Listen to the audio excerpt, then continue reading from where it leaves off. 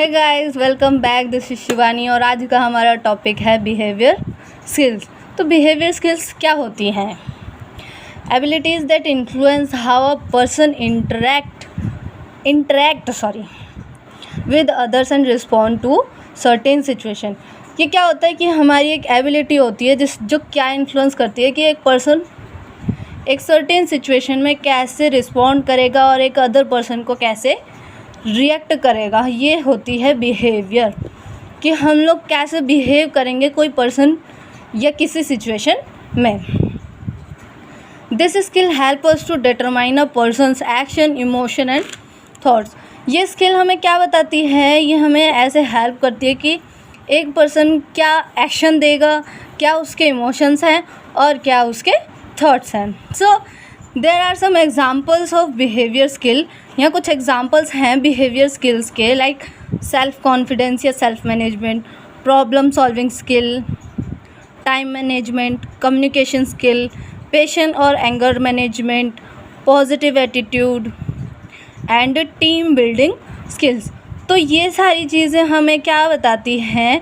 एक पर्सन का बिहेवियर, कि उस पर्सन का बिहेवियर कैसा है, वो टीम बिल्डिंग कर सकता है या नहीं, उसका एटीट्यूड कैसा है, एंगर कंट्रोल कर सकता है या नहीं, कम्युनिकेशन स्किल्स कैसी हैं, टाइम कैसे मैनेजमेंट करता है, प्रॉब्लम अगर उसके सामने फेस होती है तो वो उसका सॉल्व कर सकता है या नहीं कर सकता, और if a person is giving any types of presentation then he has और नॉट हिज सेल्फ कॉन्फिडेंस।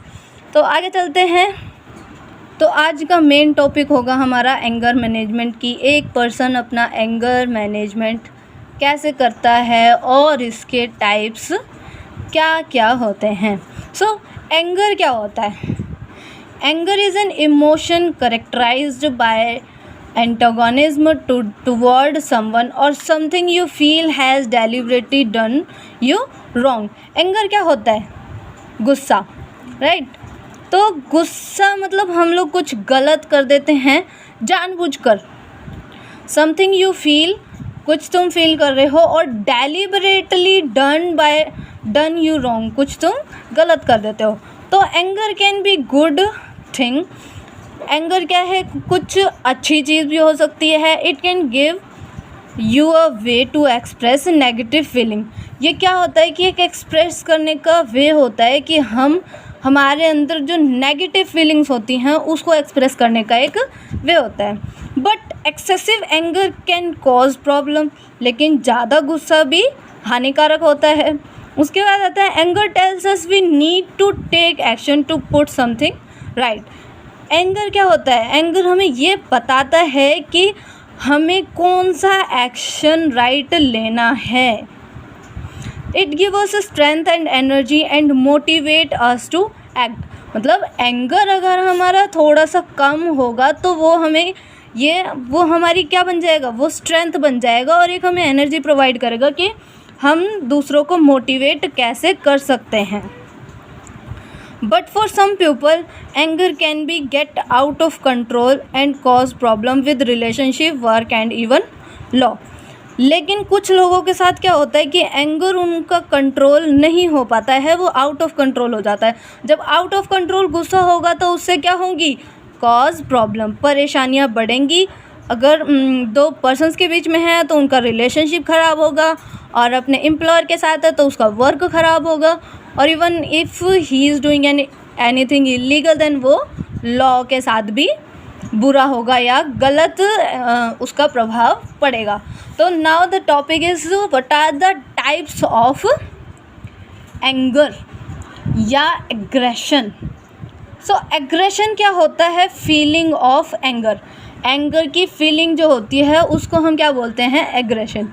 तो उसके टाइप्स क्या क्या होते हैं? पैसिव एग्रेशन, ओपन एग्रेशन और असर्टिव एग्रेशन। तो हमारा आता है पहला पैसिव एग्रेशन।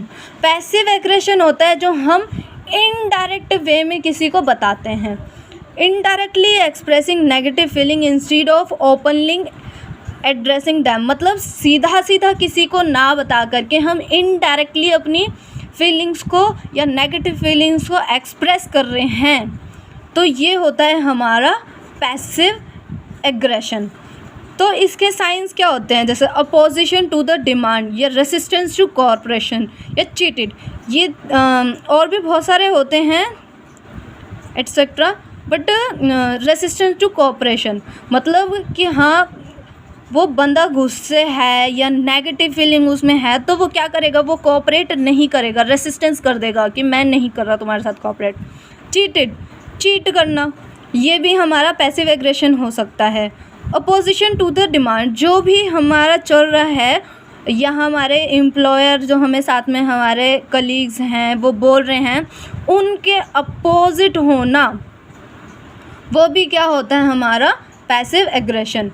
तो पैसिव एग्रेशन में क्या होता है कि many don't like to admit that they are angry.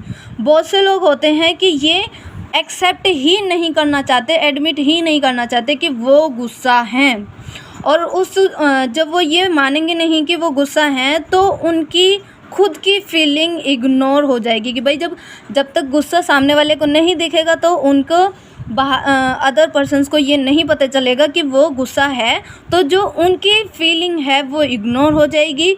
और इसमें क्या होता है, please don't get angry with me.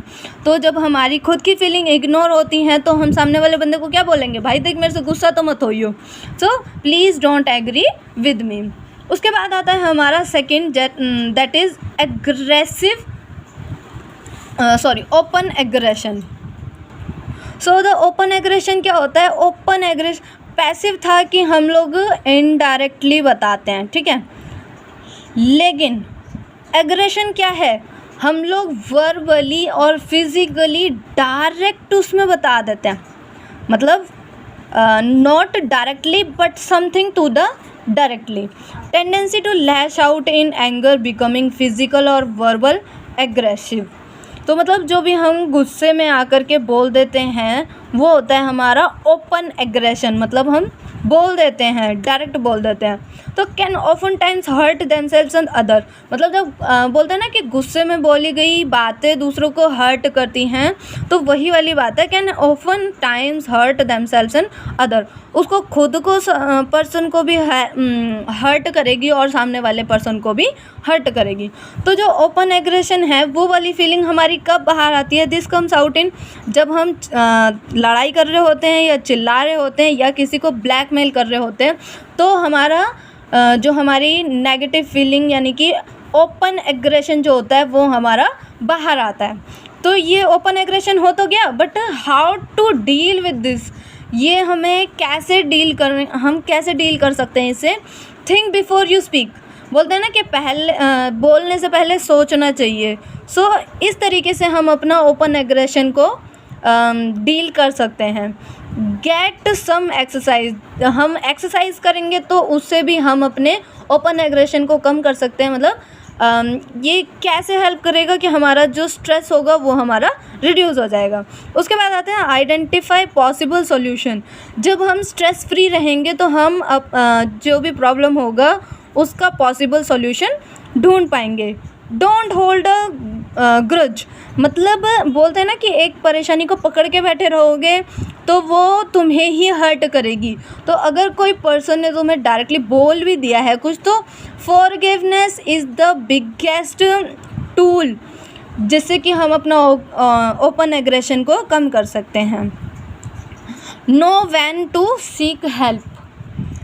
आगे चलते हैं, दैट हमारा थर्ड टाइप है, that is assertive anger. Assertive anger क्या होता है, this is the best way to communicate feeling of anger, मतलब अपनी जो गुस्से वाली फीलिंग है उसको बताने का बहुत अच्छा वे होता है।